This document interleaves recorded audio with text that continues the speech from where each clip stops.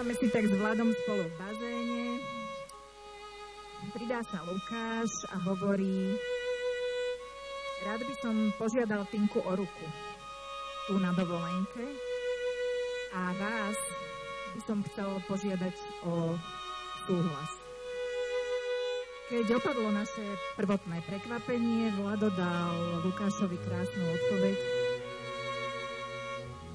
ak sa o ňu budeš starať tak, ako doteraz, tak ti ju radi dáme.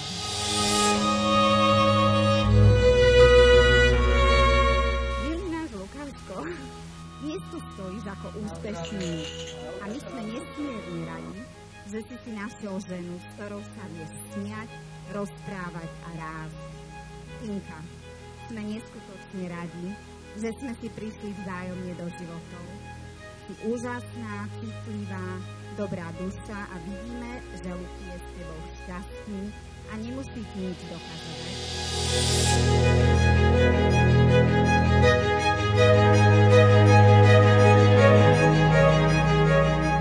Tinka, Lukáš, prestaňte myslieť iba na seba, prestaňte myslieť iba na toho druhého.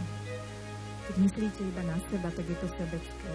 Keď myslíte iba na toho druhého, tak vyhoríte, stratíte sa. Myslíte v kategórii my, dá to vzťahu úplne iný rozmer. Tinka, nechaj tvojho muža lietať.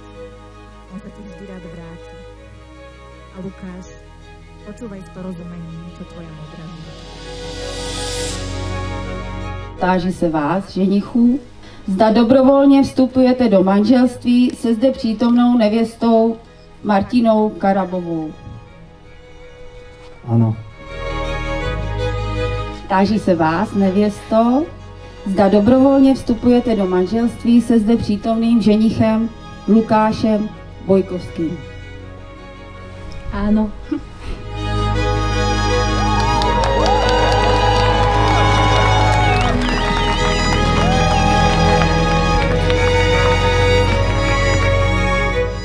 Prajeme vám, nech je váš spoločný život taký veselý, ako keď sme spolu spievali Veronu v aute. Nech je taký dobrodružný, ako naše trojmesačné prázdniny v Taliansku. A nech je taký bohatý, ako by bol môj účet, ktorý som kúpila toto spojenie.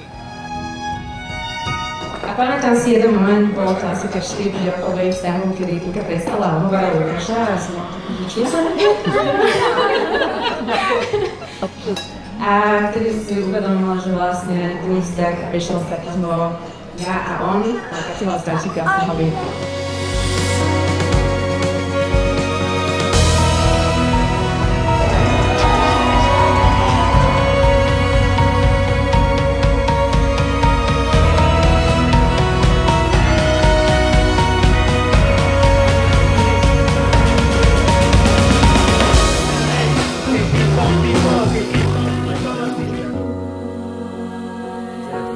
Šťastný. Verím, že sa takto počúvať nie je zmyslom pochopiť druhého. Počúvať nie je zmyslom tomu druhému odpovedať, ale ho prijať a neriešiť to, čo tu niekedy hovorí. A užívajte si tú cestu. Bude to krásna jazda.